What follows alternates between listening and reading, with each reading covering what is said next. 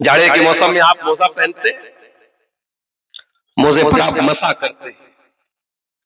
और अहले हदीस उलमा का फतवा क्या है, जो कुरान और हदीस की रोशनी में है, चमड़े के मोजे पर भी मसा हो सकता है जिसको अरबी में खुफैन बोलते हैं, और कपड़े के मोजे पर भी मसा हो सकता है जिसको अरबी में जौरबैन बोलते हैं। ये जो मोजा मैंने पहना है ये ऊनी मोजा है, इस पर भी कर सकते हैं। कॉटन के मोजे पर भी आप मसा कर सकते हैं।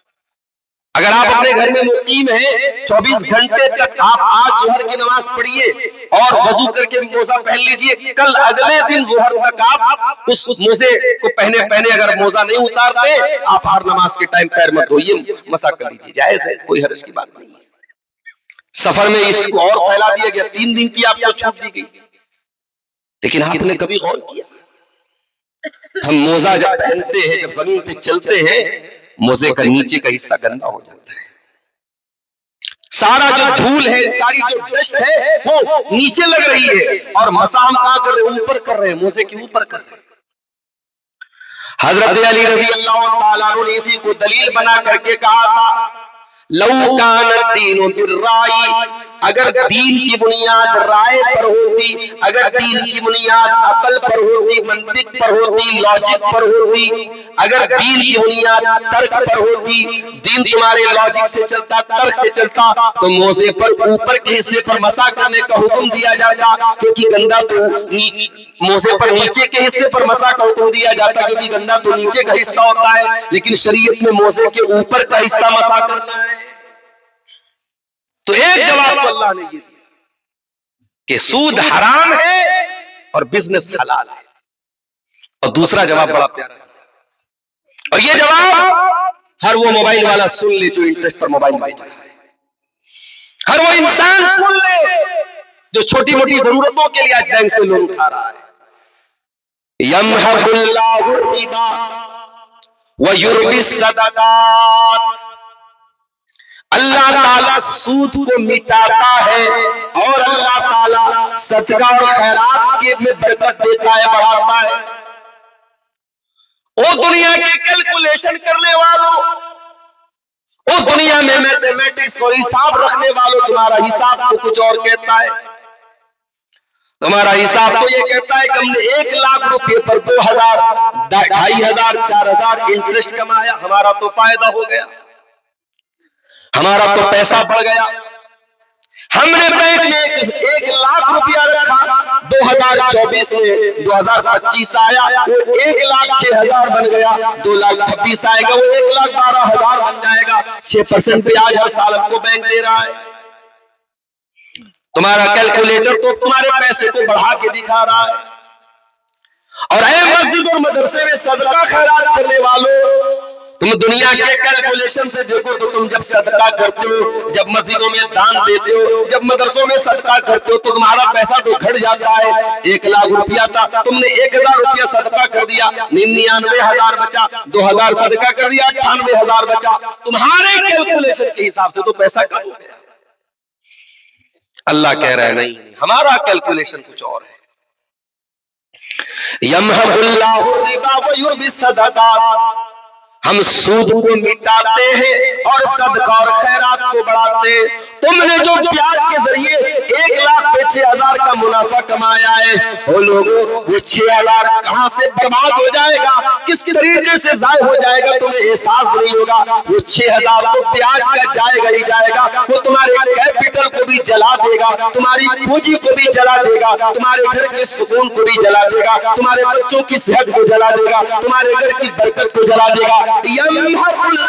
अल्लाह सूद को मिटाता है, और अल्लाह जो बात कहते हैं वो यूनिवर्सल ट्रूथ होता है। अल्लाह की बात को किसी दलील की जरूरत नहीं, अल्लाह की बात रोज़े रोशन की तरह, आफताब की तरह रोशन होती है। अल्लाह ने कह दिया तो कह दिया, अल्लाह की बात 100% सच होती है। अल्लाह ने कह दिया हम सूद को मिटाते हैं, तो सूद खाने वाला कान खोल के सुन ले, उसके घर में बरकत कभी नहीं आएगी, बरकत तो नहीं आएगी।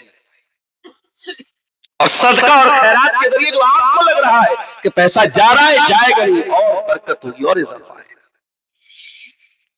अरे हम लोग तो मौलाना साहब से दुआ कराते हैं।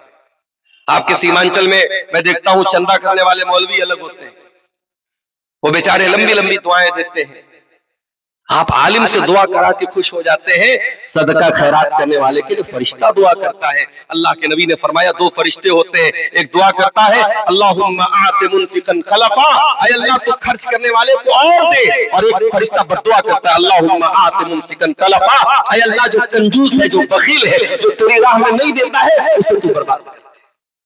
फरिश्ते की दुआ और फरिश्ते की बद्दुआ जिसको लग जाए उसका क्या कहना मेरे भाई। तो ये बात उसूल अल्लाह ने बयान किया कि हम सूद को मिटाते हैं और हम सदका और खैरात में बरकत देते हैं। सूद खाने वाला पागल हो जाता है, और नबी ने फरमाया था एक दौर आएगा माल की मोहब्बत में लोग पागल हो जाएंगे। चिंता होगी तो इस बात की होगी पैसा कैसे आए, इस बात की चिंता नहीं होगी कि पैसा हलाल तरीके से आ रहा है कि हराम तरीके से आ रहा है। इसीलिए आप देख लीजिए कितना साइबर क्राइम आज हो रहा है, कितने साइबर फ्रॉड आज हो रहे हैं। मोबाइल पर मैसेज आया, आपने खोला बैंक का सारा पैसा गायब। व्हाट्सएप पर मैसेज आया, आपने खोला सारा पैसा गायब।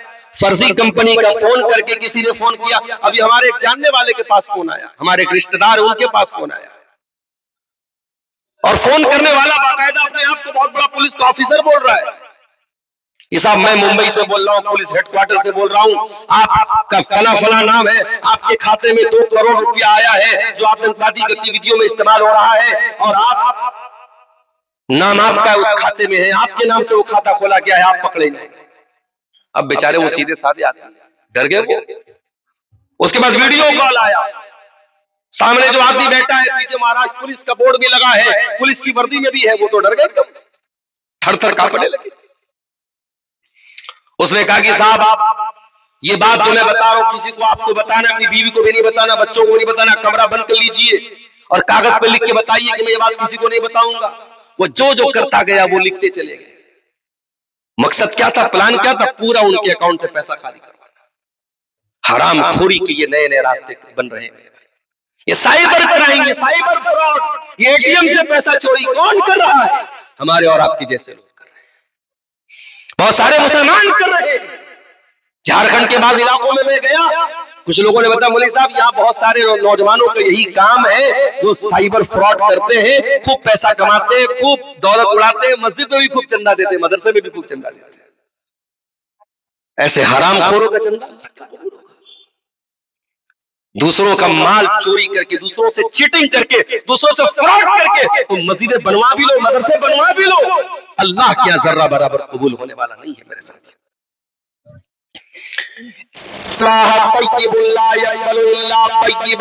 अल्लाह ताला पाक है और अल्लाह पाक ही चीज को कबूल करता है, नापाक को कबूल नहीं करता। अल्लाह ने कुरान में नबियों को भी यही हुक्म दिया, या अय्युहर रसूल कुलू मिनत तय्यिबाति वअमलू सालिहा, ऐ मेरे रसूलों नेक अमल करो और पाक चीजें खाओ। अल्लाह ने ईमान वालों को भी यही हुक्म दिया, या अय्युहल्लज़ीना आमनू कुलू मिम्मा फिल अर्दि हलालन तय्यिबा, ऐ ईमान वालों जमीन के अंदर पाक और हलाल चीजों को खाओ।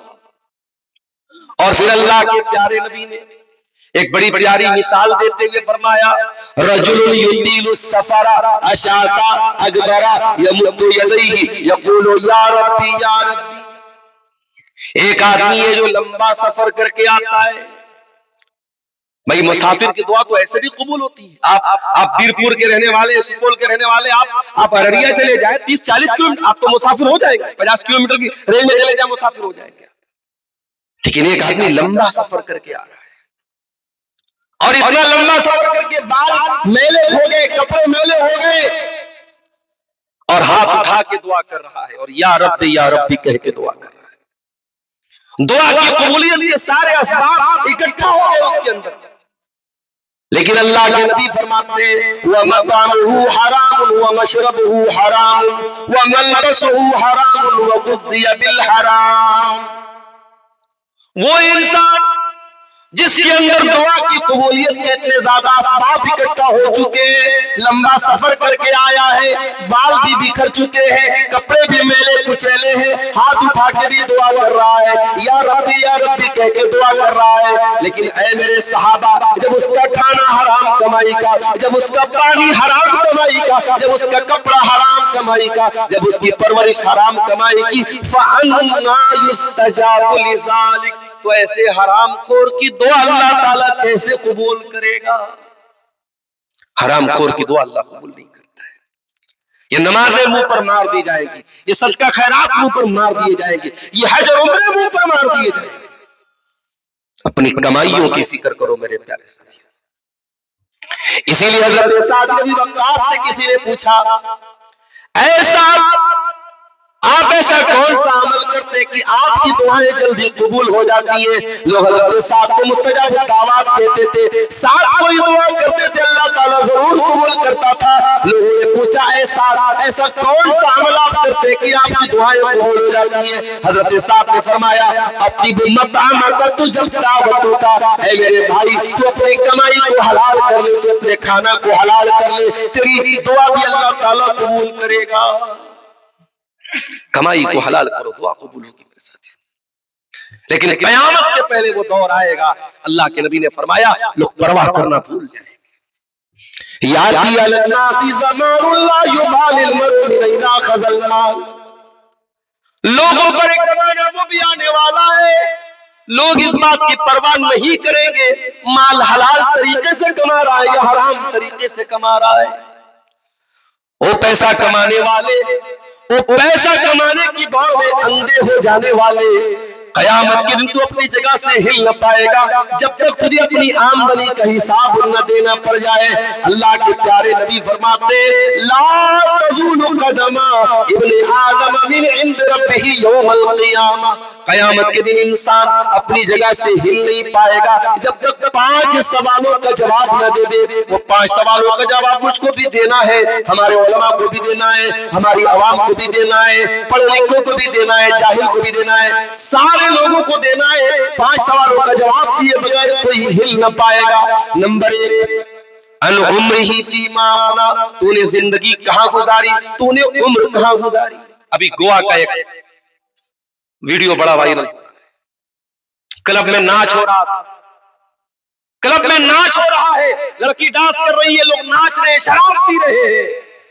अचानक गैस का सिलेंडर फटा और आग लग गई और 12-13 लोग वहीं पे जिंदा जल के मर गए। ये है तेरी जिंदगी की हकीकत। ऐ नाच गाने में मस्त इंसान, ऐ दुनिया की गफलतों में मस्त इंसान, कब कौन सा हादसा तेरी जिंदगी में मौत बन के आया तू नहीं जानता। अभी बनारस में, हमारे इलाके में आजकल नौजवानों में बड़ा शौक चढ़ा है, बड़े बड़े शहरों में खास तौर से, रात में बाइक उठाई चले गए हाईवे पे चाय पीने के लिए। चाय पीने के लिए गांव में भी दुकान मौजूद है, मगर उनको रात को 2 बजे चाय पीना है। चाय का भी अब नशा चल रहा है, रात को 2 बजे चाय पीने के लिए कहां जा रहे हैं? हाईवे पे जा रहे हैं। 18 साल का नौजवान, 27 पारे का हाफिज कुरान नौजवान, 27 पारे याद हो गए थे, 3 पारा बाकी था उसका। रात के 2 बजे बाइक से जा रहा है, दोस्त को बिठाया है साथ। हाईवे पर पुल पे गाड़ी चढ़ाई उसने, अचानक उसने क्या देखा सामने?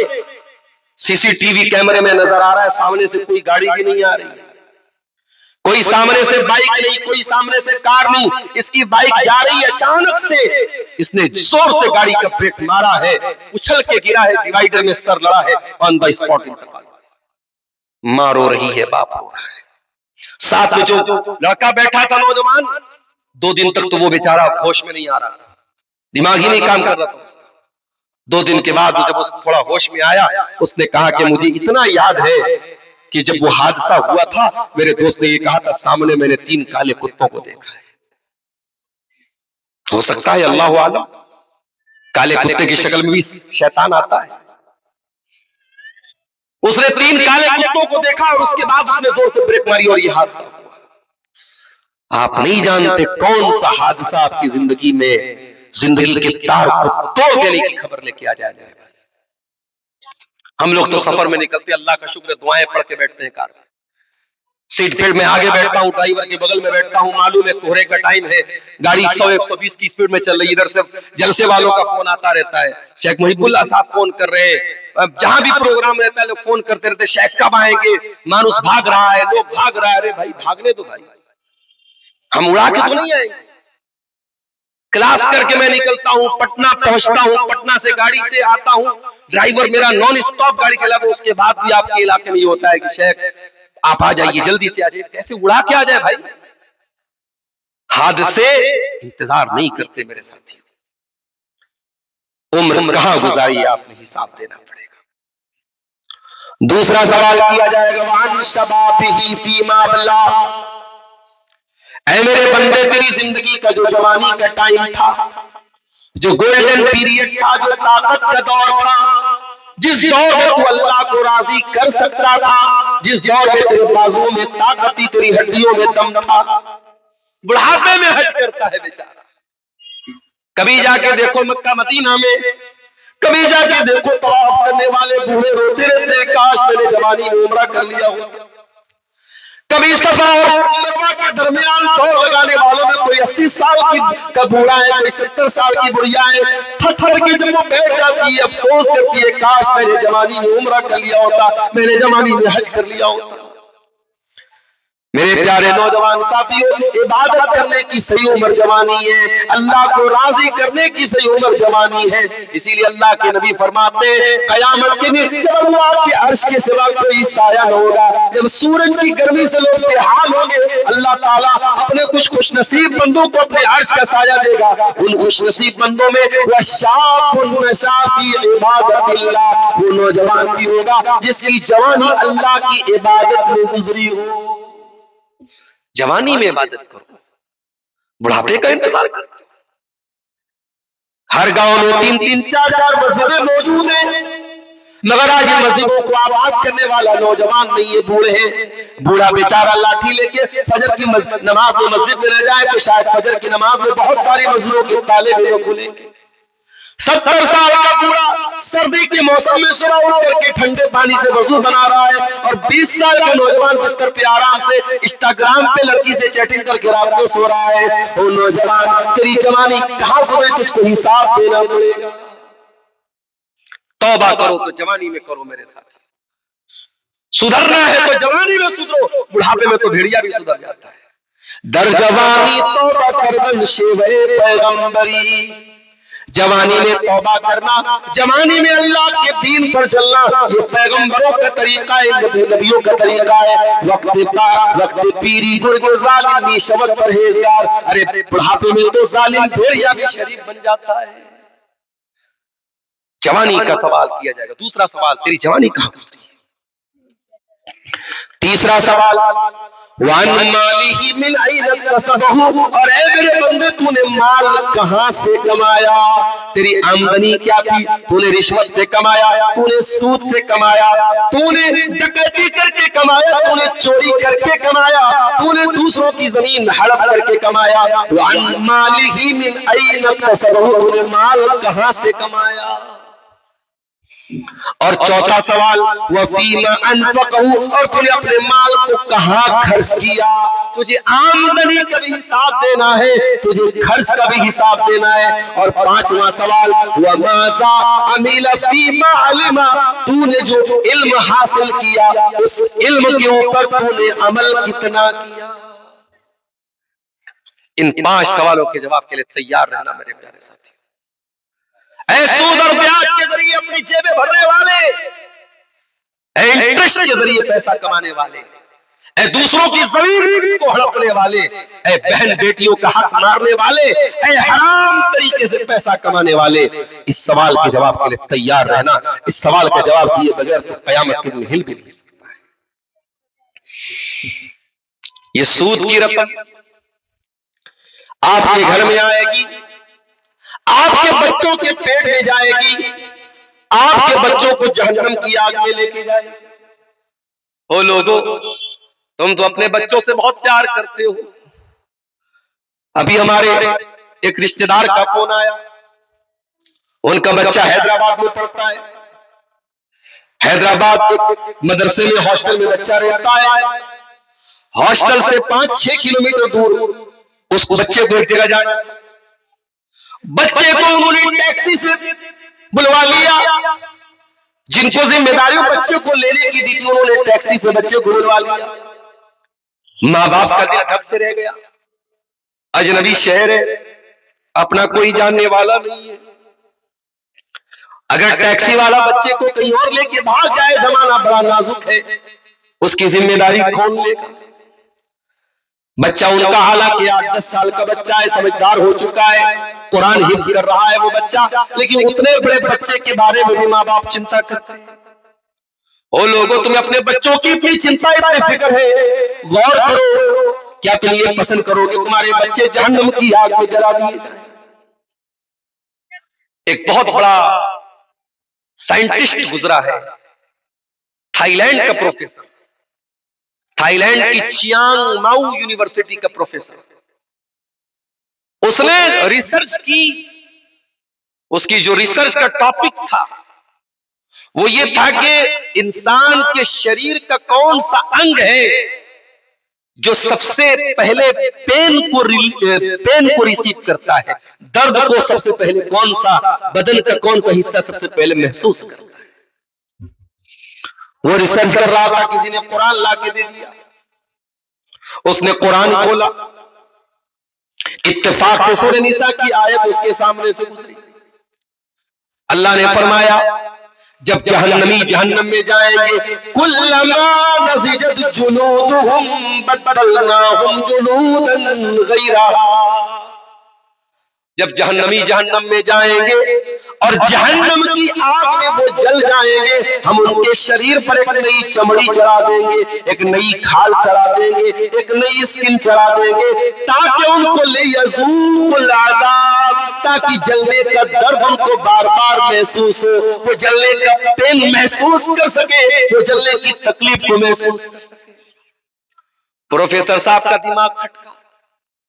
कुरान कह रहा है हम इंसान की चमड़ी को जला करके दोबारा नई चमड़ी दे देंगे। इसका मतलब ये हुआ कि चमड़ी सबसे पहले पेन को रिसीव करती है, दर्द को महसूस करती है। उनकी रिसर्च खत्म हो गई और अपनी रिसर्च के रिजल्ट में वो इस रिजल्ट पर पहुंचे कि इंसान के शरीर में सबसे पहले अगर कोई चीज दर्द को रिसीव करती है तो इंसान की त्वचा होती है, इंसान की स्किन होती है। और थाईलैंड के उस प्रोफेसर ने सऊदी अरब की एक कॉन्फ्रेंस में सबके सामने, वीडियो कैमरे के सामने, उसने कलमे तौहीद पढ़ा, ला इलाहा इल्लल्लाह मुहम्मद रसूलुल्लाह, उसने कलमा पढ़ा और इस्लाम कबूल किया। मेरे प्यारे साथी, आप गौर कीजिए, जहन्नम की आग में आपके बच्चे जले, आप कभी गवारा ना करें। अरे हम तो ये चाहते हैं कि हम तकलीफ झेल ले, हमारा बच्चा ना झेले। कभी कभी मैं गाड़ी में जा रहा हूं, मेरी छोटी बच्ची मेरे साथ जिद करके, अब्बू मैं भी आपके साथ चलूंगी, मेरे साथ वो चली जाती। कल भी एक प्रोग्राम तो यूपी में साथ में लेके गया था। अब रात में ड्राइवर साहब, कोहरे का टाइम था, उन्होंने गाड़ी की खिड़की को थोड़ा खोल के रखा था, अंदर हवा आ रही थी, ठंडी हवा आ रही थी। मैं अपनी जैकेट उतार के मैंने बच्ची को ओढ़ा दिया, अपनी टोपी उतार के मैंने बच्ची को लगा दी। मुझे ठंडक मैं थोड़ी देर के लिए बर्दाश्त कर लूंगा, अपने बच्ची को मैं बर्दाश्त करने नहीं दूंगा। हमारी सोच तो ये होती है, हम तो अपने बच्चों से इतना प्यार करते हैं, अपनी औलाद से इतनी मोहब्बत करते हैं। जिस औलाद से आप इतना प्यार करते हो, इतनी मोहब्बत करते हो, उस औलाद के को जहन्नम की आग में जलाया जाए, क्या आप ये पसंद करेंगे? अल्लाह के नबी फरमाते, मा नबतल हमुन मिन सूतिन फन्नारु औला बिही, जो जिस्म हराम कमाई से परवरिश होगा, जिस जिस्म के अंदर हराम कमाई पलेगी बढ़ेगी, जिस जिस्म के अंदर हराम कमाई का खून बहेगा, फन्नारु औला बिही, वो जिस्म जहन्नम की आग में डाला जाएगा। ओ सूद और ब्याज का लेन देन करने वालों, अपने बच्चों को जहन्नम की आग में न ढकेलो, अपने बच्चों को जहन्नम की आग में जलने का ईंधन न बनाना। शेख ने एक बात कही थी, सूद की जो मौजूदा शक्लें हैं उस पर भी थोड़ा बात कीजिएगा। सूद की आजकल एक बड़ी आम शक्ल क्या है कि हमने, मिसाल के तौर में जो शहर में की बात कर रहा हूं, गांव में भी कुछ इसकी शक्ल होगी। मिसाल के तौर पर मेरे पास मकान है, अब आपको किराए पर मकान की जरूरत है, आप मेरे पास आए, शेख साहब मुझे मकान चाहिए, अच्छी बात है। किराए पे चाहिए, हाँ किराए पे चाहिए। मैंने आपसे 5 लाख रुपये एडवांस में ले लिया और आपको मैंने अपना मकान रहने के लिए दे दिया, और उसके बाद आप 4 साल 5 साल मेरे मकान में रहे, मैंने आपसे कोई किराया नहीं लिया, क्योंकि मैं आपसे 5 लाख रुपए एडवांस ले चुका हूं। और उसके बाद जब आप मकान छोड़ के जाने लगे, वो 5 लाख रुपए मैंने आपको रिटर्न लौटा दिया। इसको कहीं पगड़ी बोलते हैं, कहीं हैवी डिपॉजिट बोलते हैं, बहुत सारे इसके नाम हैं। ये हराम है। क्यों हराम है?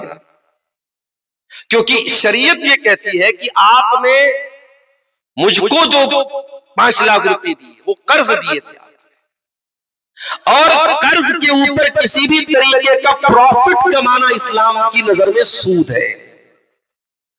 आपने 5 लाख रुपए कर्ज दिए मुझको, जो बाद में मुझको आपको लौटाना है।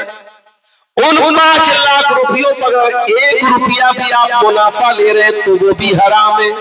अगर आप रुपया नहीं ले रहे, कोई सर्विस ले रहे, तो वो भी हराम है। इमाम अबू हनीफा रहमतुल्लाह अलैह, उन्होंने एक इंसान से कर्जा लिया, और कर्जा जब लिया, माफ कीजिए, उन्होंने कर्जा दिया था, किसी को कर्जा दिया था, और जिसको कर्जा दिया था वो पैसा नहीं दे रहा था, टाल मटोल कर रहा था। इमाम अबू हनीफा रहमतुल्लाह अलैह एक दिन उस आदमी के दरवाजे पर पहुंचे। गर्मी का मौसम था, धूप में इमाम अबू हनीफा खड़े हुए थे। बड़ी देर से दरवाजा खटखटाया, दरवाजा खोला। इमाम साहब ने कहा, भाई बाहर आ जाओ, मेरा पैसा मुझको लौटा। उसने कहा, इमाम साहब ऐसे भी क्या बात है, आप मेरे दरवाजे पर आके खड़े हुए, अंदर तो चले आइए, धूप का मौसम है, गर्मी का मौसम है, क्यों अपने आप को सता रहे? अरे ठीक है, मैं आपका पैसा दे दूंगा, मैंने आपसे पैसा उधार लिया था।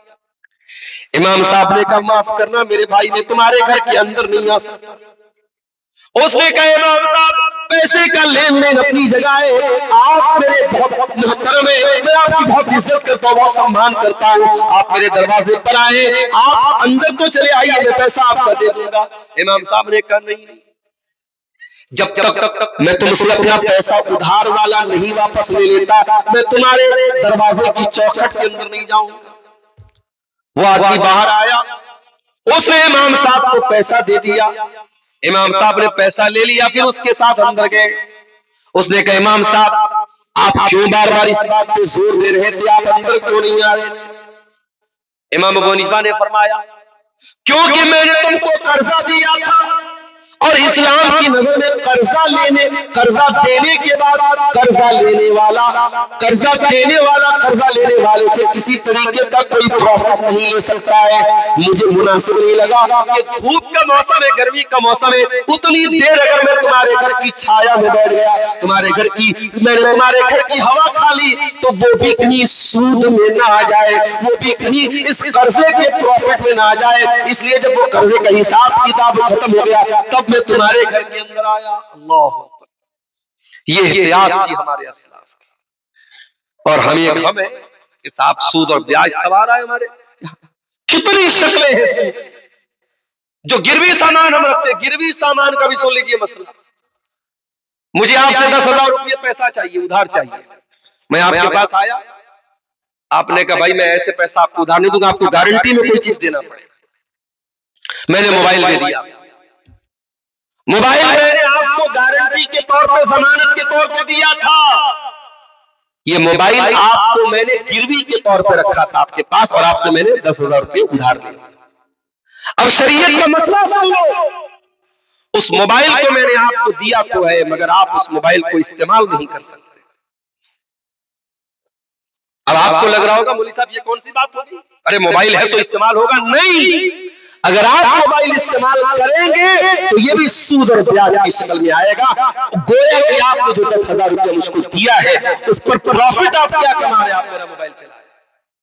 मैंने साउथ इंडिया में देखा, लोग पुरानी गाड़ी है, पुराना सामान है, इसी तरीके से दूसरों को दे देते, उनसे पैसा ले लेते, और जिसको दे देते वो उसको इस्तेमाल भी करता है। हराम है ये। इसको कहीं सूद कहते हैं, कहीं बड्डी कहते हैं, कहीं ब्याज कहते हैं, जो भी नाम आप इसका रखते हैं, ये हराम है मेरे प्यारे साथी। और अल्लाह के नबी ने सूद के बारे में बड़े सख्त अल्फाज इस्तेमाल किए।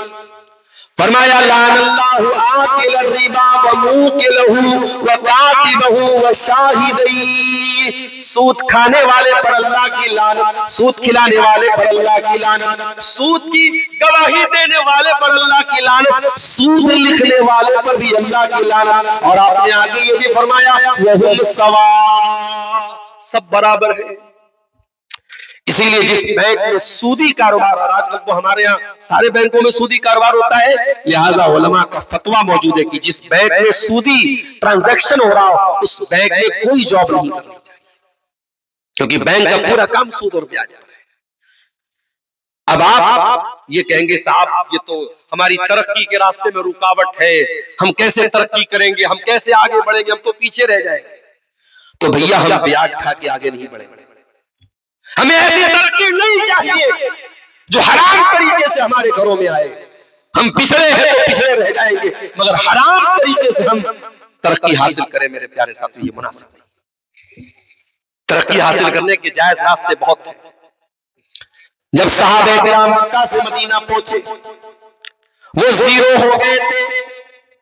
आज हिंदुस्तान जैसे मुल्क में, भारत जैसे देश में भी अगर कोई इंसान बेघर कर दिया जाए, कारोबार को उसको कारोबार से महरूम कर दिया जाए, घर से दूर कर दिया जाए, वो जितना बेबस हो जाएगा उससे कहीं ज्यादा बेबस 1400 साल पहले मक्का के मुहाजिरीन साहबा थे। उनका अपना वतन था, अपना मक्का, उनका अपनी धरती, अपना वतन था। उनको मक्का छोड़ के जाना पड़ा, अपना बना बनाया कारोबार छोड़ के जाना पड़ा, अपने पुरखों की जमीन छोड़ के जाना पड़ा, अपना बना बनाया बिजनेस छोड़ के उनको मदीना जाना पड़ा। जब मक्का के मुहाजिर मदीना पहुंचे, अल्लाह के प्यारे नबी ने मक्का के मुहाजिरीन का मदीना के अंसारियों के साथ भाईचारा कराया। नाम ले लेके आपने फरमाया ये मक्का का फला मुहाजिर है, ये मदीना के फला अंसारी का सास भाई है। सबका नाम ले लेके आपने भाई भाई बनाया। एक सहाबी जिनका नाम अब्दुर्रहमान बिन औफ था, अल्लाह के नबी ने उनको भाई बनाया। हजरत साद इब्न रबी अंसारी का, साद इब्न रबी अंसारी बहुत पैसे वाले सहाबी थे। उन्होंने कहा अब्दुर्रहमान मेरे पास बहुत ज्यादा माल है, बहुत ज्यादा खजूरों के बाग है, आओ एक काम करो बंटवारा कर लेते हैं। मेरे जितने खजूरों के बाग है आधा तुम ले लो आधा मैं ले लेता हूँ, मेरे पास जितने मकानात है आधे तुम ले लो आधा मैं ले लेता हूँ।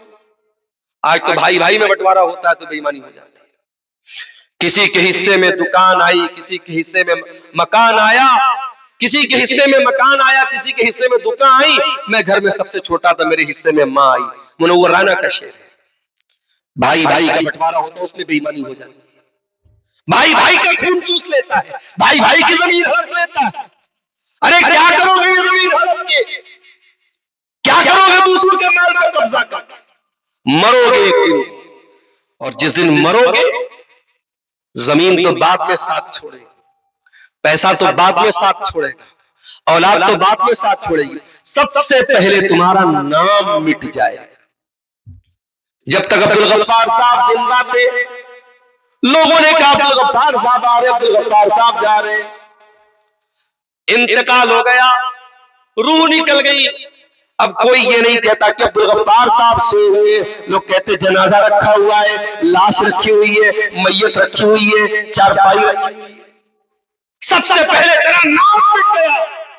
अब कोई तेरा नाम नहीं लेता, लोग कहते जनाजा, शेख साहब का जनाजा रखा है, मौलाना की मैयत रखी है, मौलाना की लाश रखी है, अब तेरा नाम खत्म हो गया मेरे भाई। और वो सारा पैसा सूद के जरिए, ब्याज के जरिए, रिश्वत के जरिए, जमीन को हत्या करके नाजायज तरीके से जितना तूने कमाया था, खाली हाथ दुनिया से जा रहा है। वैलुल लिकुल्लि हुमज़तिन लुमज़ा, ऐ गीबत करने वाले, चुगली करने वाले इंसान तेरे लिए बर्बादी हो। अल्लज़ी जमा मालहु वअद्ददा, जो तू माल गिन गिन के जमा करता रहता है। यहसबु अन्ना मालहु अखलदा, क्या तू ये समझता है कि ये माल हमेशा हमेशा तेरे काम आएगा? हमेशा तो तेरे काम नहीं आएगा। मरते ही ये माल दूसरों का हो गया। बेटों ने बंटवारा कर लिया, बेटियों को कुछ मिल गया, बेटों को कुछ मिल गया, बंटवारा हो गया, वारिसों में बढ़ गया। तो खाली हाथ खबर में जाएगा। दुनिया में ब्रांडेड कपड़ा पहनता था, जैकेट लेने जाता था, अररिया की सबसे बड़ी दुकान पे जाता था, सुपौल के सबसे बड़े मार्केट में जाता था, नेपाल जाके जैकेट खरीदता था। आज मर गया।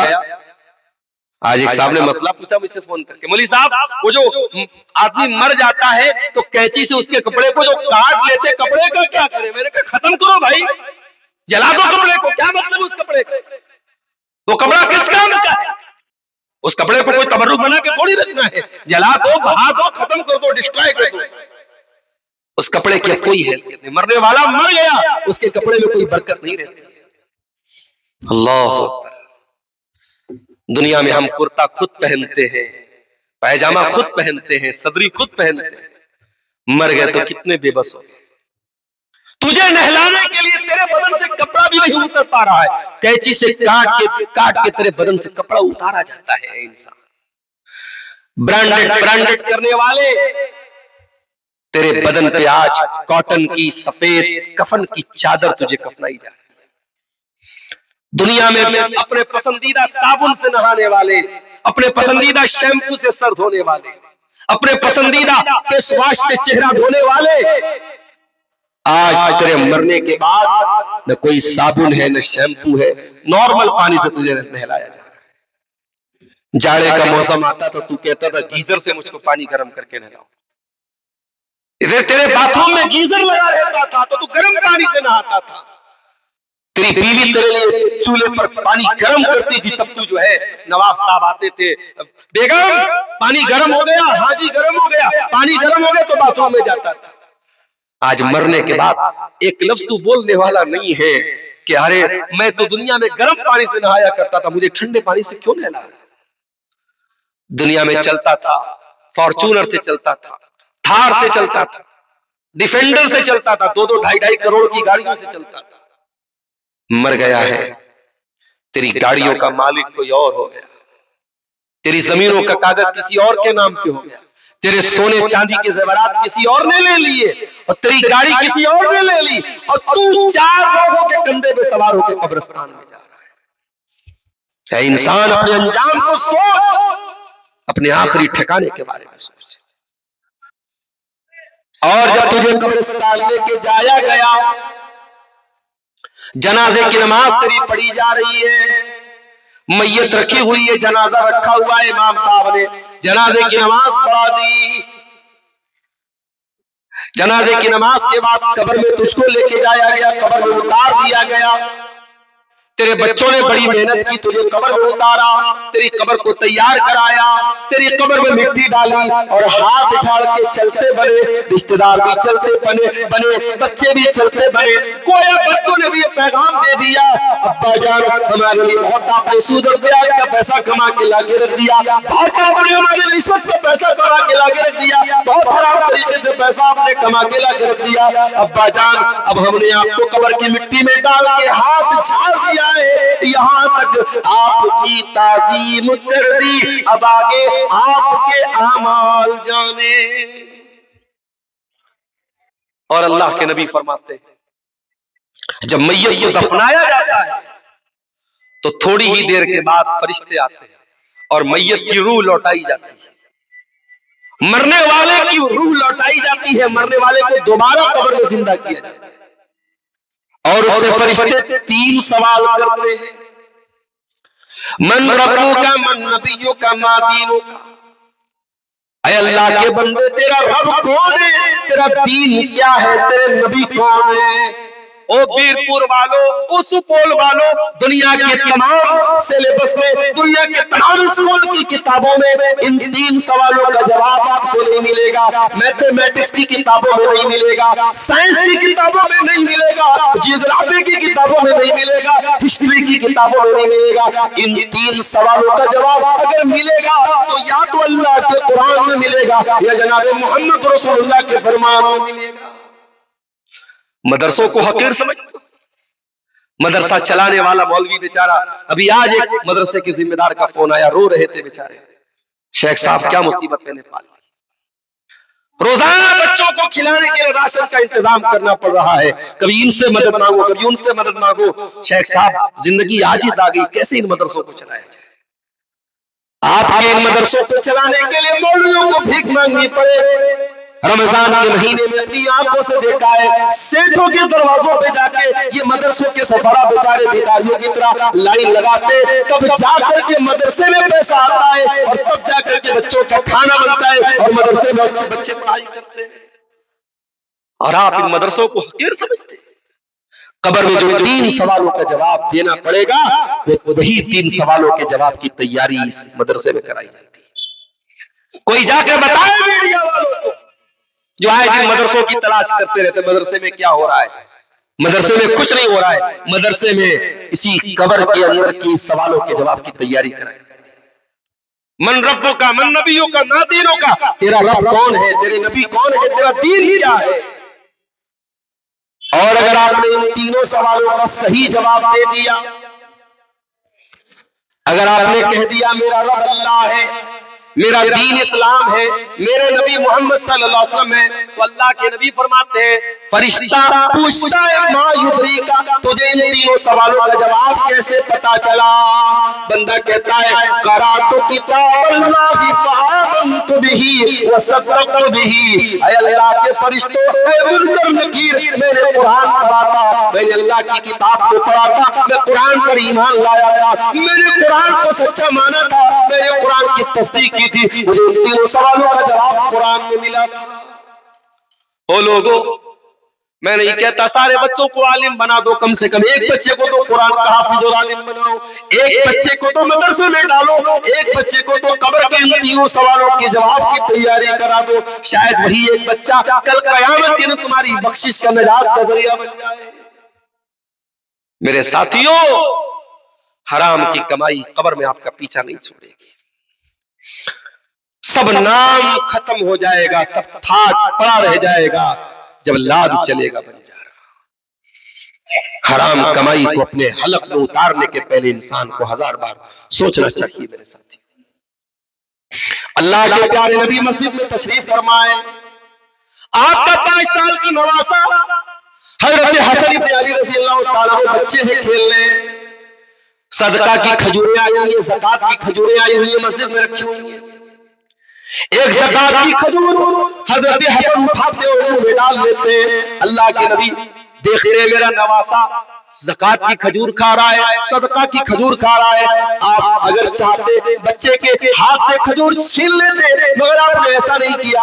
आपने फरमाया बेटा थूक दे, बेटा निकालते। अमा शऊरता अन्ना ला नकुल सदका, ऐ मेरे प्यारे बच्चे, तू नबी का नवासा है, तू आले मोहम्मद में से है, तू नबी के अहले बैत में से है, तू नबी के घर वालों में से है। क्या तुझको नहीं मालूम कि हम ज़कात नहीं खाते, हम सदका नहीं खाते? बेटा इस खजूर को मुंह से निकाल दे। 5 साल के बच्चे को अल्लाह के नबी हलाल और हराम के दरमियान फर्क सिखा रहे, सही और गलत के दरमियान फर्क बता रहे। वो लोगों, आपने अपने बच्चों को कब बताया कि हलाल हराम में क्या फर्क है? किसी शायर ने कहा है, कहां का हलाल और कहां का हराम, कहां का हराम और कहां का हलाल, मिटे हाय हुत्ती बचे रामलाल। हराम और हलाल की चिंता छोड़ दी मुसलमानों ने, पैसा आना चाहिए। याद रखो मेरे प्यारे साथियों, जब ये पैसा कमाने की अंधी दौड़ तुम्हारे अंदर पैदा हो जाएगी तो कुरान की ये आयत भी सुन लो,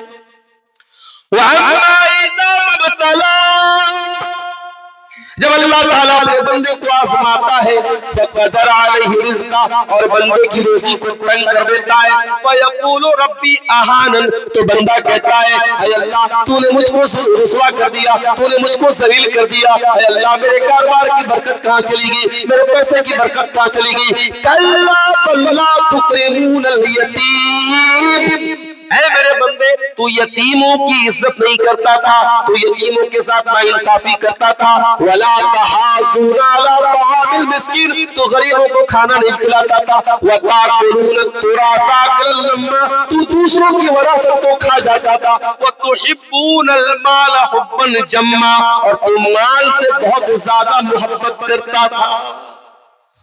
मोहब्बत करो माल से मेरे साथी, इतनी मोहब्बत मत करो। माल से मोहब्बत नेचुरल है, पैसा किसी को बुरा नहीं लगता है। माल से मोहब्बत, अल्लाह ने कुरान में कहा माल से मोहब्बत होती है इंसान, लेकिन माल की मोहब्बत में इतने अंधे न बन जाओ कि हलाल और हराम को भूल जाओ मेरे प्यारे साथियों। इसलिए सूद और ब्याज की जितनी शक्लें समाज में राइज है, इनसे अपने दामन को बचाओ। झारखंड के कुछ इलाकों में जाना हुआ, वहां औरतों को एक लोन दिया जा रहा है, बंधन लोन। पता नहीं आप क्या चल रहा है कि नहीं, वो औरतों ही को मिलता है। और बैंक वाला आएगा, औरत से ही मुलाकात करेगा, वही उसी से किस्त लेगा, और बड़ा छोटा छोटा अमाउंट, 10,000 20,000 का अमाउंट बैंक से ब्याज पर मुसलमान लोन ले रहा है। अरे मुसलमान, जब तू शादी ब्याह पे करोड़ों खर्च कर सकता है, तेरी शादी ब्याह में नाच गाने पर लाखों खर्च हो रहा है, जहेज पे लाखों खर्च हो रहा है, बारात पे लाखों खर्च हो रहा है। अगर तू चाहे तो अपने गरीब मुसलमान भाइयों के सपोर्ट के लिए, उसकी मदद के लिए, तू बगैर सूद और बगैर ब्याज के, तो क्या तू उसको उधार की रकम नहीं दे सकता, कर्जा नहीं? अरे बहुत, अगर तुझे डर लग रहा है तो कोई गारंटी ले ले, कोई चीज गारंटी में ले ले, बतौर जमानत के ले ले, मगर अपने भाई को, अपने मुसलमान भाई को बगैर ब्याज के, बगैर सूद के उधार दे, तेरे माल में इंशाअल्लाह बरकत होगी। मेरे प्यारे साथियों, सूद के इस अजाब से अपने समाज को बचाइए।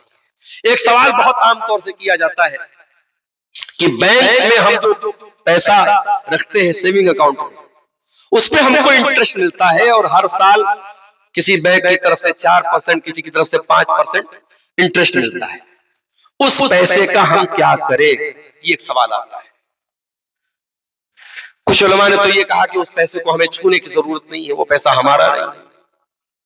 हमने 1 लाख रुपया बैंक में जमा किया, हमारा 1 लाख रुपया, 1 लाख पर जो इंटरेस्ट आ रहा है, बैंक जाने, बैंक के काम जाने, हमें उससे कोई मतलब नहीं है। मगर ये जवाब प्रैक्टिकल नहीं है, क्योंकि पैसा आपके अकाउंट में आता है। अगर आप उस पैसे को अकाउंट में छोड़े रहेंगे तो और ब्याज आएगा, ब्याज पर ब्याज आएगा, और वो पैसा बैंक में रहेगा, बैंक उसको यूज करेगा, बैंक और उससे ब्याज कमाएगा। तो सही बात तो ये है कि उस पैसे को हमें इस्तेमाल करना है। अब कहां इस्तेमाल करना है, ये एक मसला है।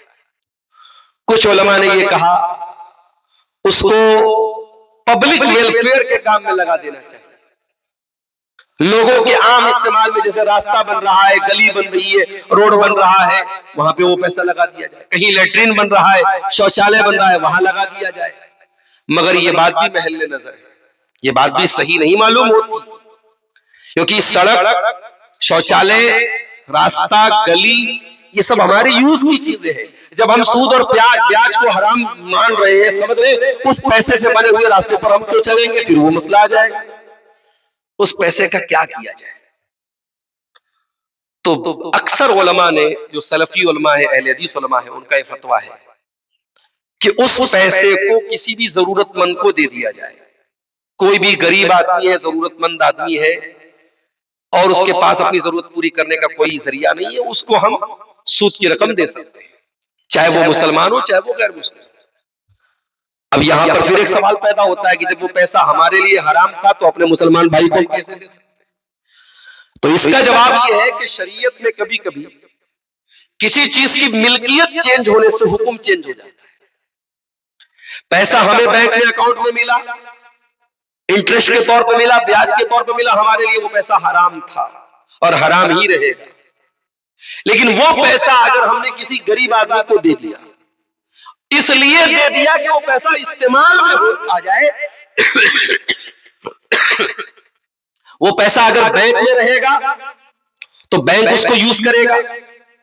हो सकता है गलत जगहों पर यूज हो, हमारे और आपके खिलाफ यूज हो, तो बैंक में छोड़ना भी ठीक नहीं है, और पैसे को अपने ऊपर इस्तेमाल करना भी ठीक नहीं, क्योंकि वो ब्याज का पैसा है। लेकिन अगर हम किसी गरीब आदमी को दे दे इस नीयत से कि बस पैसा इस्तेमाल, हमें कोई सवाब की नीयत नहीं रखना है, सवाब मिलेगा भी नहीं, सिर्फ इस नीयत से कि उसके काम में आ जाए। और खास तौर से हमारे मुल्क में बहुत सारे बेकसूर लोग हैं जो जेल में हैं, उनके केस के लिए पैसा चाहिए, उनको रिहाई, उनको कैद की रिहाई से आजाद कराने के लिए पैसा चाहिए, वहां पे आप ये पैसा इस्तेमाल कर सकते हैं।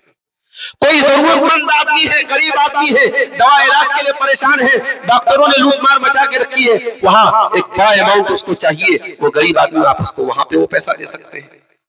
वहां पे वो पैसा उसके लिए हराम नहीं होगा, क्योंकि मिल्कियत चेंज हो रही है। मिसाल के तौर पे एक गरीब आदमी है, ज़कात का हकदार है, उसको किसी पैसे वाले आदमी ने ज़कात की रकम दी, और फिर उसके घर में बच्चा पैदा हुआ और उस गरीब आदमी ने उसी ज़कात की रकम से जो पैसा उसको मिला था उसी पैसे से उसने अकीका किया और दावत दी, और मैं उसका पड़ोसी था, तो क्या मैं उसके घर में दावत जाके खा सकता हूँ कि नहीं खा सकता हूँ? अब कोई बोले साहब वो तो ज़कात का पैसा है, तो ज़कात का पैसा उसके लिए था, मेरे लिए वो ज़कात का पैसा नहीं। तो जैसे यहां पे मिल्कियत चेंज होने से हुक्म चेंज हुआ, उसी तरीके से ब्याज का पैसा उस गरीब आदमी को अगर हम दे देंगे तो वो उसके हक में ब्याज नहीं है, तो उसके लिए इस्तेमाल करना जायज है, मगर हाँ ये कोई सदका नहीं है, इस पर कोई सवाब की नियत नहीं मिलेगी। ये एक फतवा है जो बहुत सारे उलमा ने दिया है, और ये फतवा दलाइल के एतबार से दलाइल की रोशनी में मजबूत मालूम होता है। वल्लाहु आलम बिस्सवाब। अगर सूद के मुतालिक कोई और सवाल आप लोगों के ज़हन में हो, अभी मैं 5-10 मिनट यहाँ मौजूद हूँ, आप सवाल भिजवा सकते हैं, मैं इंशाअल्लाह जवाब दूंगा। जाते जाते मैं एक अपील करना चाहता हूँ, चूंकि रात काफी हो रही है, सर्दी का मौसम है, धीरे धीरे आप हजरात भी सर्दी की वजह से अब पहलू बदल रहे हैं। मैं ये गुजारिश करना चाहता हूँ कि इस मदरसा कुल्लिया सफिया लिल बनात जो एक नया इदारा आपके इलाके में है, कम वक्त हुआ है इस इदारे को खुले हुए, और कम वक्त में इस इदारे ने बड़े अच्छे और माहिरीन असातिज़ा की ज़ेर निगरानी एक अच्छा तालीमी मेयार कायम किया है। मैं आप सबसे गुजारिश करता हूँ इस इदारे में आप बढ़ चढ़ करके ताउन करें, और वो ताउन अगर आप मेरे हाथ में देना चाहें, मैं यहाँ 5-10 मिनट के लिए मौजूद हूँ, आप आए मेरे हाथ पे इस मदरसे का ताउन करते हुए जाएं। अल्लाह ताला से दुआ करता हूँ रब्बुल आलमीन हमारी नेकियों को कबूल फरमाए, हमें हर किस्म के शुरूर और फितन से अल्लाह ताला हमारी हिफाजत फरमाए, सूद और ब्याज की तमाम शक्लों से अल्लाह ताला हमें बचने की तौफीक दे। रब्बुल आलमीन हमारे वो भाई जो इस मदरसे के लिए आगे बढ़ के ताउन कर रहे हैं, जैसा कि नेपाली रुपया आया हमारे पास 1000 रुपया जिस भाई ने दिया है, अल्लाह इसके ताउन को कबूल फरमाए। इसी तरीके से जो भी भाई यहाँ मौजूद है, मेरी अपील है कि वो ताउन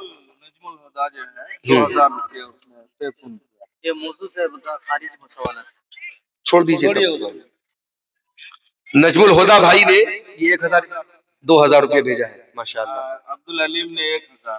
ये सब फोन पे पर कुछ भाइयों ने, आप लोग अगर कैश न लाए हो तो ऑनलाइन भी आप पेमेंट कर सकते हैं। किसी खातून ने 200 रुपये दिए हैं, किसी की तरफ से 50 रुपया आया है, और मुख्तलिफ छोटे बड़े अमाउंट आए हैं। अल्लाह ताला इन तमाम चंदा देने वालों के चंदे को कबूल फरमाए। आइए इस कार्य खैर में आगे बढ़िए। मेरे पास वक्त ज्यादा नहीं है, मैं फौरन अभी निकल जाऊंगा आपके बीच में से, इसलिए देर न कीजिए, आगे बढ़ करके इस इदारे में अपना ताउन दे करके अपने लिए आखिरत में जखीरा बनाइए। अल्लाह ताला आप सबके चंदे को कबूल फरमाए, आपके अहल वयाल में बरकत दे, आपकी कमाइयों को हलाल करे, आपकी सेहतों में बरकत दे। और जो लोग अपने 1000 रुपए दिया, अबूजर भाई है, कोई दुकानदार है, उन्होंने 1000 रुपए का ताउन पेश किया है। 100 रुपया मुमताज पैकार भाई ने दिया है। अल्लाह इन दोनों भाइयों के चंदे को कबूल फरमाए। मेरे भाइयों ताखिर न कीजिए, आइए और अपना अपना ताउन पेश करते हुए जाइए। अच्छा माशाअल्लाह। मुमताज भाई ने 25 किलो बकरी भी दिया है इस चंदे के लिए। ला तहक़िरन मिनल मारूफ़ शैया, छोटे बड़े जो भी अमाउंट, जो भी 100-200 जो भी आप दे सकते हो, अल्लाह ताला की नजर में। अबू हिलाल आमनुत्तकुल्लाह हक़्क़ तुक़ातिही वला तमूतुन्न इल्ला व अंतुम मुस्लिमून। या अय्युहन्नासुत्तक़ू रब्बकुमुल्लज़ी ख़लक़कुम मिन नफ़्सिन वाहिदा वख़लक़ मिन्हा ज़ौजहा वबत्थ मिन्हुमा रिजालन कसीरन व निसाअ वत्तक़ुल्लाहल्लज़ी तसाअलून बिही वल अरहाम इन्नल्लाह काना अलैकुम रक़ीबा। या अय्युहल्लज़ीना आमनुत्तक़ुल्लाह वक़ूलू क़ौलन सदीदा युस्लिह लकुम अअमालकुम व यग़फिर लकुम ज़ुनूबकुम व मन युतिइल्लाह व रसूलहू फ़क़द फ़ाज़ फ़ौज़न अज़ीमा। अम्मा बअद फ़इन्न ख़ैरल हदीस किताबुल्लाह व खैरल हदी हदी मुहम्मदिन सल्लल्लाहु अलैहि वसल्लम व शर्रल उमूरि मुहदसातुहा व कुल्लु मुहदसतिन बिदअह व कुल्लु बिदअतिन दलाला व कुल्लु दलालतिन फिन्नार। अऊज़ु बिल्लाहि मिनश शैतानिर रजीम। बिस्मिल्लाहिर रहमानिर रहीम।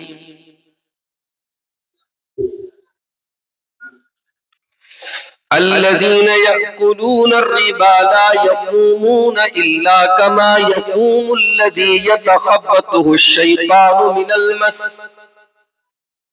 ज़ालिका बिअन्नहुम क़ालू इन्नमल बैउ मिस्लुर रिबा व अहल्लल्लाहुल बैअ व हर्रमर रिबा फमन जाअहु मौइज़तुम मिर रब्बिही फंतहा फलहु मा सलफ़ व अम्रुहु इलल्लाह व मन आद फउलाइका अस्हाबुन नारि हुम फीहा खालिदून।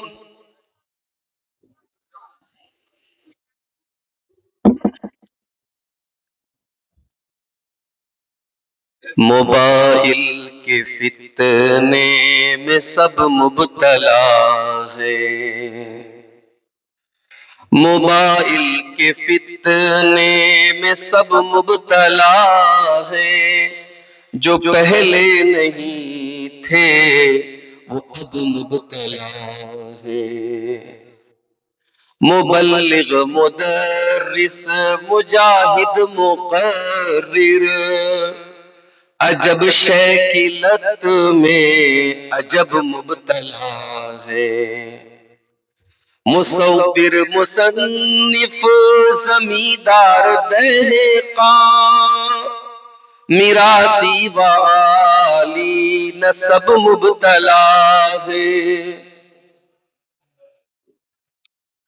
किताबों के शौकीन भी ज़द में आए। जो समझाओ कहते हैं कब मुब्तला है। कई बीवियां हम सफर ढूंढती हैं। कई बीवियां बेसबब मुब्तला है। मैसेंजर से निकले तो व्हाट्सएप में डूबे। यूं ही खामखा रोज़ शब मुब्तला है। मुसलसल मोबाइल उठाए हुए हैं। अजम मुब्तला है अरब मुब्तला है। गंवारों पे तनकीद करते हो हुद हुद। गंवारों पे तनकीद करते हो हुद हुद के अफसोस अहले अदब मुब्तला है। मोबाइल के फितने में सब मुब्तला है। जो पहले नहीं थे वो अब मुब्तला है। सदर मुहतरम, उलमाए किराम, मुहतरम बुजुर्गों, नौजवान साथियों, माओ और बहनों, प्यारे बच्चों, आपके इस इलाके के एक ऐसे इदारे के प्रोग्राम में आज शिरकत करने का मौका मिल रहा है। कदीम या ज्यादा पुराना इदारा नहीं है, अभी नया इदारा है, इब्तिदाई मराहिल में है। लेकिन अल्लाह की तौफीक से, जैसा कि शेख मुहिबुल्लाह मदनी हफिज़हुल्लाह ने बताया कि तकरीबन 200 तलबा और तालिबात इदारे में ज़ेर तालीम है। इदारे की बिल्डिंग में काम चल रहा है और उसी की तामीर और तरक्की के सिलसिले में आज का ये प्रोग्राम मुनक़िद हुआ है। हमारे जमात के बड़े मुमताज उलमा, जिनमें से एक सदर मोहतरम जो हमारे अमीर जमात भी हैं शेख मोहम्मद अली मदनी हफिज़हुल्लाह, इसी तरीके से शेख खुर्शीद आलम मदनी हफिज़हुल्लाह और दीगर उलमा भी आज के इस प्रोग्राम में आए, उनके खिताबात आपने समाअत किए। मुझे जो उन्वान शेख मुहिबुल्लाह साहब ने दिया है वो उन्वान समाज की एक बहुत बड़ी बुराई जिसमें अफसोस आज हर दूसरा शख्स डूबा हुआ है, और वो है सूद और ब्याज की बुराई। एक ऐसा गुनाह जिसके करने वाले के लिए अल्लाह ताला ने कुरान में जंग का लफ्ज इस्तेमाल किया कि जो सूद और ब्याज के हराम होने के बाद भी अगर सूद खा रहा है, अल्लाह और उसके रसूल से जंग कर रहा है। और अल्लाह के नबी ने हदीसों में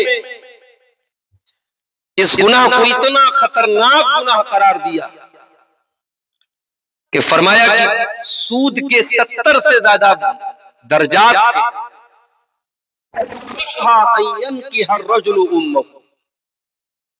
जिसमें सबसे हल्का दर्जा यह है कि इंसान अपनी मां के साथ गलत काम करे। इतना खतरनाक गुनाह, और मुसलमान सर से पैर तक मुब्तला है इस दलदल में लपट है। एक छोटा सा मोबाइल भी बगैर इंटरेस्ट के नहीं बिक रहा है। एक छोटा सा 10,000 का अमाउंट भी मुसलमान बैंक से सूद दे करके ले रहा है। ये मौजू कोई ऐसा मौजू नहीं जिस पर तकरीर की जाए और बयान किया जाए और बात खत्म कर दी जाए। हमारे ईमान से जुड़ा है ये मौजू। और आप गौर कीजिए, कुरान करीम में अल्लाह ताला ने जब सूद को हराम करार दिया और सूद की हुर्मत का ऐलान किया, तो मक्का के काफिरों की एक दलील भी अल्लाह ने पेश किया। या जो लोग भी सूद और ब्याज उस जमाने में खाते थे, यहूदी भी खाते थे, उनकी एक दलील क्या थी? इन्नमल बय्यु मिस्लुर रिबा। मैं मोबाइल लाया 10,000 का, मैंने बेचा कस्टमर को 12,000 का, 2,000 का प्रॉफिट मैंने कमाया। हलाल है या हराम है? हलाल है। हर आलिम कहेगा हलाल है। भाई बिजनेस कर रहे हो, कोई हर्ज की बात नहीं है। 10,000 का मैंने मोबाइल खरीद करके 12,000 का बेच करके 2,000 मुनाफा कमाया, वो प्रॉफिट है, वो मुनाफा है, वो बिजनेस है, वो हलाल है। और 10,000 रुपया मैंने किसी को दिया और 2 महीने के बाद या 6 महीने के बाद मैंने उससे 12,000 ले लिया, तो ये 2,000 हराम है। यहूदियों ने कहा भाई ये तो बात समझ में नहीं आती। प्रॉफिट तो दोनों में कमाया जा रहा है, मुनाफा तो दोनों में लिया जा रहा है, एक हलाल एक हराम, ऐसा क्यों? अल्लाह ने जवाब दिया, यमहकुल्लाहु रिबा। अल्लाह ने जवाब दिया, ज़ालिका बिअन्नहुम क़ालू इन्नमल बय्यु मिस्लुर रिबा व अहल्लल्लाहुल बैअ व हर्रमर रिबा। अल्लाह ने कहा यहूदियों तुम्हारे दिमाग से शरीयत नहीं चलेगी, तुम्हारी लॉजिक से दीन नहीं चलेगा। अल्लाह ने जिसको हलाल कर दिया वो कयामत तक हलाल है, जिसको हराम कर दिया वो कयामत तक हराम है। तुम्हें पैसा कमाना है, मुनाफा कमाना है, प्रॉफिट लेना है, तुम खूब बिजनेस करो। बिजनेस में प्रॉफिट की कोई लिमिट भी शरीयत ने मुकर्रर नहीं की है। आप हालात के हिसाब से, मौके के लिहाज से आप जो मुनाफा कमा सकते हो कमाओ, बिजनेस में कोई पाबंदी नहीं है। ऐ यहूदियों, ऐ सूद को हलाल करार देने वाले, तुम दलील ये देते हो कि मुनाफा तो दोनों में हो रहा है, तुम पूछते हो कि फर्क क्या है। और मैं तुमको फर्क बताता हूं, अहल्लल्लाहुल बैअ व हर्रमर रिबा। एक जवाब तो अल्लाह ने ये दे दिया कि बिजनेस हलाल है और सूद हराम है, और हलाल और हराम दोनों एक नहीं हो सकते, पाक और नापाक दोनों एक नहीं हो सकते। भाई आप गिलास में पानी रख दें और गिलास में पेशाब रख दें, देखने में दोनों पानी ही लग रहा है, थोड़ा कलर का फर्क है, लेकिन क्या दोनों पाक है? पानी नॉर्मल पानी पाक है, पेशाब नापाक है। क्यों? एक को अल्लाह ने पाक करार दिया, एक को अल्लाह ने नापाक करार दिया। आपकी लॉजिक से दीन नहीं चलेगा। आपका दिमाग कह रहा है कि साहब बैंक वाला हमारा पैसा रख रहा है, इतनी मेहनत से पैसा हमारा रख रहा है, तो अगर वो हमको लोन दे रहा है, तो अगर वो हमारे मौके पर काम आ रहा है, तो अगर उस पर वो पैसा ले रहा है, तो कौन से हर्ष की बात है? या बैंक के पास हम पैसा जमा कर रहे हैं, बैंक हमारा पैसा इस्तेमाल कर रहा है, उसी में से हमको 4% 3% इंटरेस्ट दे रहा है, तो कौन सी गलत बात है? या आपकी लॉजिक कहती है, शरीयत लॉजिक से नहीं चलती।